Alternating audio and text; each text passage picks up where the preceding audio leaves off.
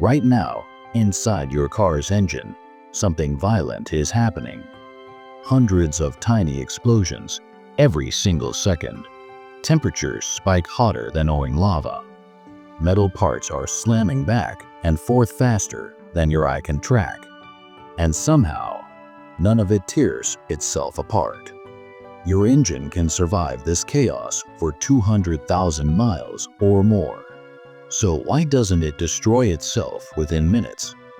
The answer is one of engineering's greatest masterpieces. And once you see how it actually works, you'll never start your car the same way again. Every car is really just a machine for turning stored energy into motion.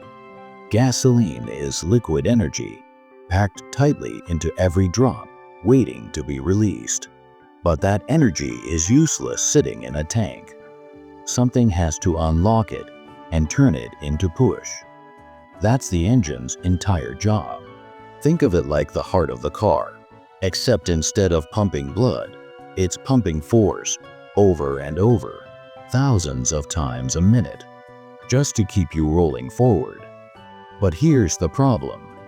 Fuel alone can't move anything. You can't push a piston with a splash of gasoline. Something far more violent has to happen first. That violence happens inside a sealed metal chamber called a cylinder. Picture a tiny, indestructible cup, closed at the top, with a slab of metal called a piston T-head perfectly inside it, sliding up and down like a plunger. Air rushes in. Fuel mixes with it.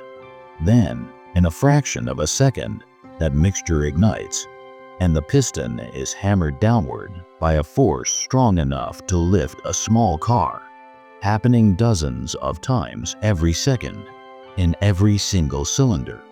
That downward strike is captured by a connecting rod, which links the piston to a spinning shaft called the crankshaft. The crankshaft is the magic trick here.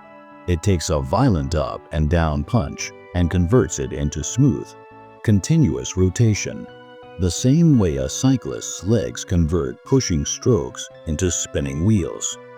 But the explosion alone isn't enough. It has to happen at exactly the right millisecond, or this entire system falls apart.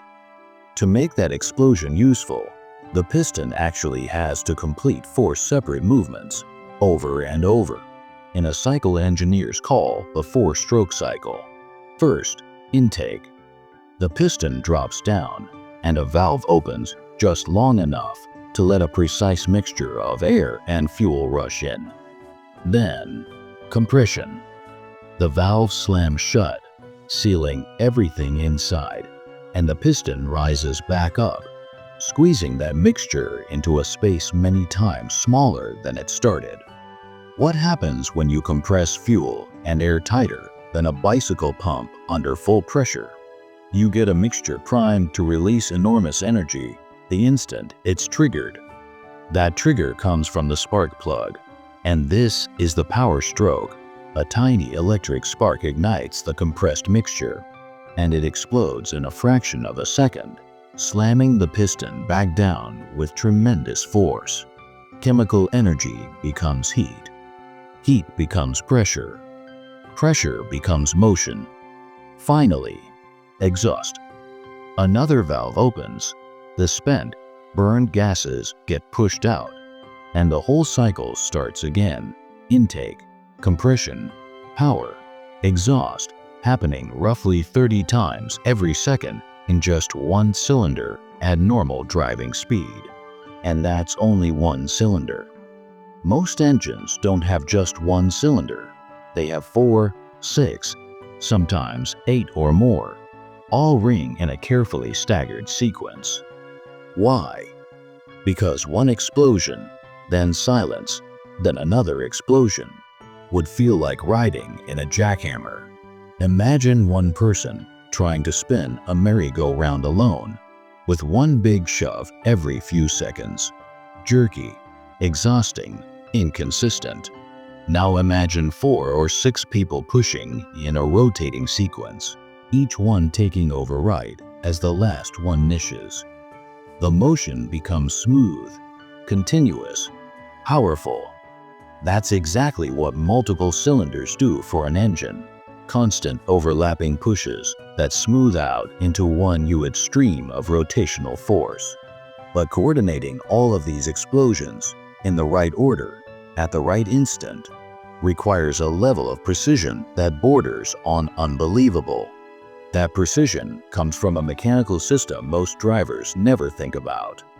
A rotating shaft called the camshaft pushes open and closes every intake and exhaust valve at exactly the right moment in each cylinder's cycle.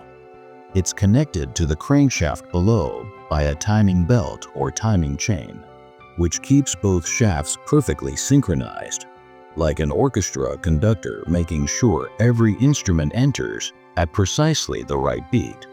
If that timing slips by even a fraction of a second, a piston can rise at the exact moment a valve is still open beneath it, and metal collides with metal at incredible speed, destroying the engine in an instant.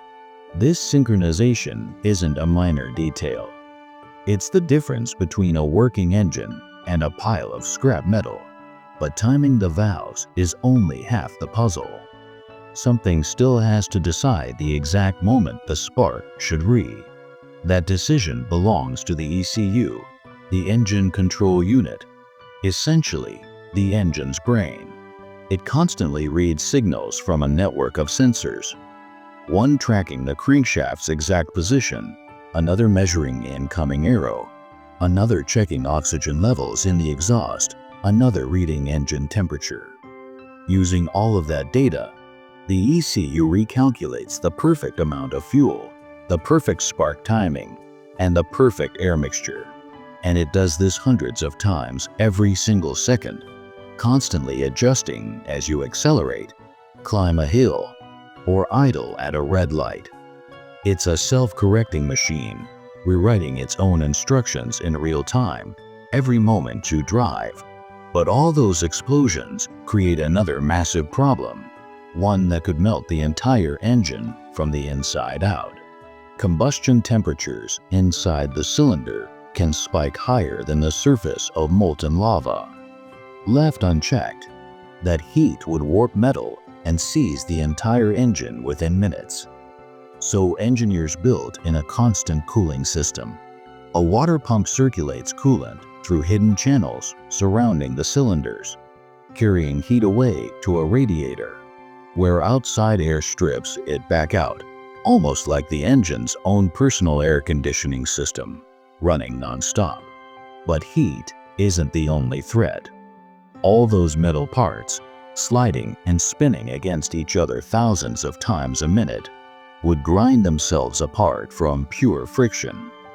That's where engine oil comes in, pumped continuously through every moving part, forming a microscopic LM just thin enough to keep metal from ever directly touching metal. Without that oil LM, a modern engine can destroy itself in minutes. And yet, even with all of this complexity already in place, modern engines keep getting more powerful and more efficient. Engineers haven't stopped pushing this design further. Turbochargers force extra compressed air into the cylinders, letting engines burn more fuel and produce more power without growing larger. Direct injection sprays fuel with pinpoint precision straight into the combustion chamber instead of mixing it earlier, squeezing more energy from every drop. Variable valve timing lets the camshaft adjust its behavior depending on speed and load, instead of running one Z pattern forever. Some engines can even shut down unused cylinders entirely while cruising, and hybrid systems add an electric motor that quietly helps share the workload. More than a century after the RS practical engine was built, engineers are still ending new ways to squeeze more motion out of every drop of fuel. Every single time you drive, all of this is happening at once. Thousands of controlled explosions, mechanical timing accurate to a fraction of a second, precision machined metal parts, non-stop cooling, a microscopic alarm of oil standing between order and destruction, and a tireless computer recalculating everything hundreds of times a second. So the next time you start your car, remember, you're not just turning a key. You're waking up one of the greatest engineering achievements ever built.